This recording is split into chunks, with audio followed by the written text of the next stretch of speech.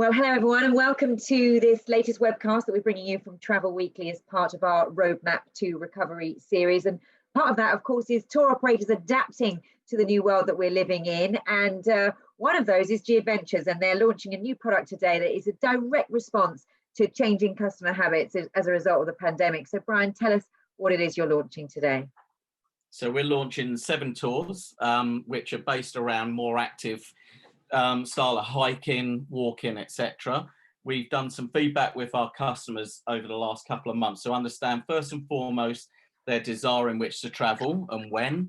And one of the clear things that we've seen from a UK perspective is actually our customers are ready to go when the opportunity is available to them, be that travel corridors, etc. So we know they want to get going. The other aspect for us is when we've asked them, look, are you ready to go, and where will you go when you're ready? And for us, surprising, because we've always had a European product, but we go all over the world, as you know, and Europe normally tends to be for UK passengers further down the list. But actually, from that survey, we found that actually Europe is quite high up on that list. I think it came in at around number 2 or number 3. So there's clearly an appetite for to travel and to go within Europe.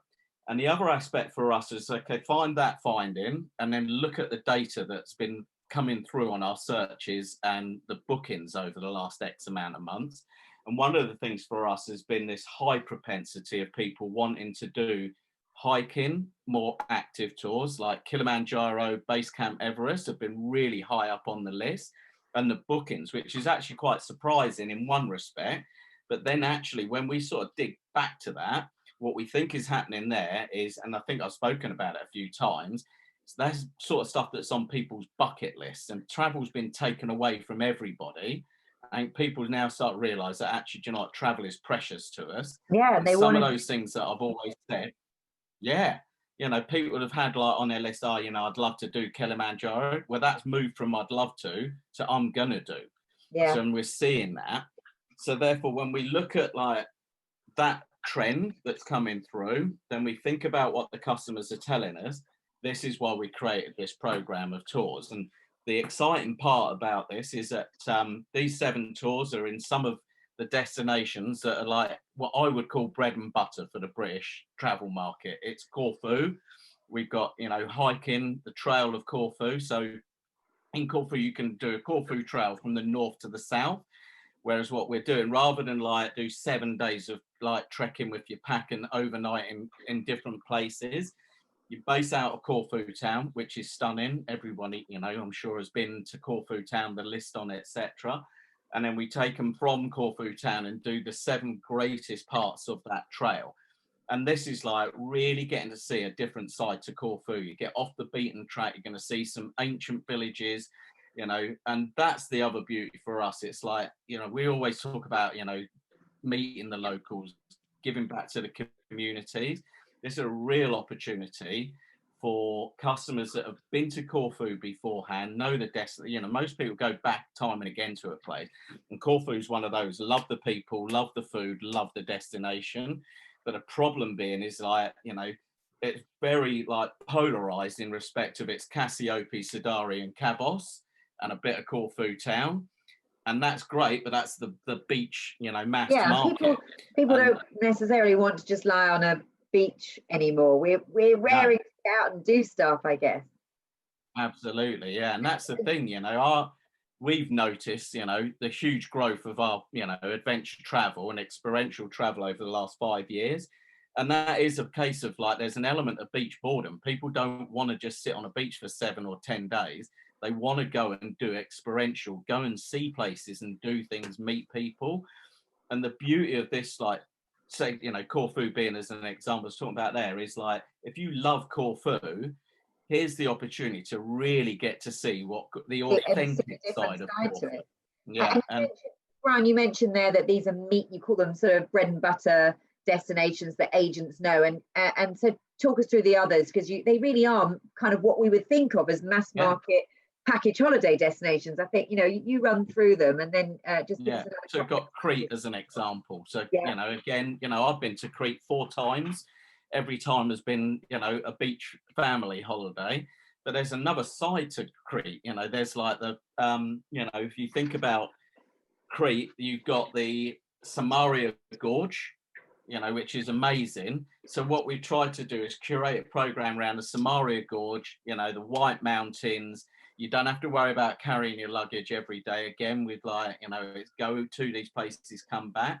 But it's a great group trip. You get to see the southern coast, you get to visit remote villages, coastal towns that are only accessible either by foot or by boat. So again, you know, it's just like bringing something different. And I suppose the one that really would stick out is Ibiza, because Ibiza is, you know, I mean, it's one of my favourite places in the world. As but it's not know. where we would expect G Adventures to run a tour, is No, it? Let's be honest. 100%. But and that's the beauty of this, is like Ibiza is known for its clubbing and its music scene, and it will always be there. It's an amazing place for that. But actually, there's a whole other side to Ibiza that really is untapped, and that's why we want to go there. Is like there's some amazing like hikes that we set out to do. You get to see, again, it's about that, get off the beaten track, go and see rural Ibiza, meet its people and its food, and see some spectacular vistas, you know, from where we're going to be climbing and trekking through. We've comboed that up with Formentera, so you can do a bit of cycling, and Formentera is a stunning island. And I think the beauty of all of this is, like, when you think about it from a travel agent's perspective, you know, normally we're having to train travel agents on the destination and then the product that we offer. Travel agents know these destinations like the back of their hand. You know, they sell this day in, day out. But what this brings is the opportunity to sell something very different into destinations that we know customers love. And feel, actually, if you think feel about, safe, like, and secure going to.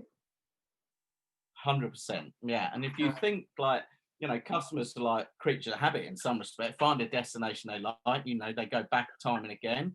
This is a great opportunity for the travel agent to do one or two things. Is either say, you know, actually, why don't you do something different there this time and sell, you know, the product that we've got here, or actually sell the two things. Go on a G Adventures tour.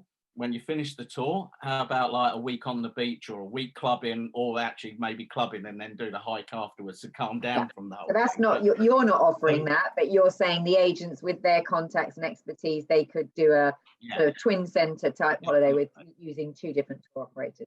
All right, just briefly though, I mean, we've got these 7 destinations, and you're right, they're very much the sort of established beach destinations that we know and love, but there is also Greenland in the list. Yes. So that's a little bit different. Just tell us about that. So this is like, I think this is special, this trip, personally, because if you want to really get out and be out in the outdoors, get back to nature and test yourself, then this is the tour, you know, for me, for whoever is into that. And the thing that's appealing here is most of the cruise lines, you know, as they're going up and through that area, you only really see the west side of Greenland, and you probably only get off the cruise ship for a little bit of time to get to explore around, whereas east side of it is actually much more rural. It's probably the most picturesque element to it, and this is like proper going out on a hike for me. It's like, you know, overnight camping underneath the stars. You got northern lights on top of that. You know, you've got some fairly challenging hikes in terms of the fact, you know, you're going to be going to some really less inhabited regions, and glaciers, you're going to be getting on presumably boats, going to some of the glaciers, you know, fjords, cross mountains.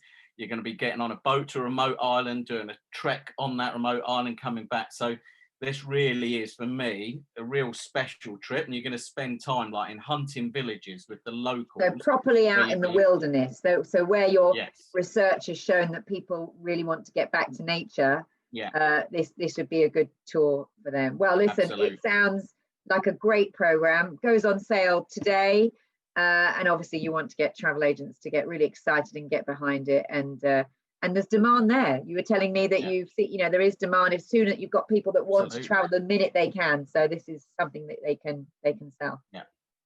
All right. Well, we wish you the best of luck with that with that new program, Brian. So, and thank you very much for joining us. Thank you.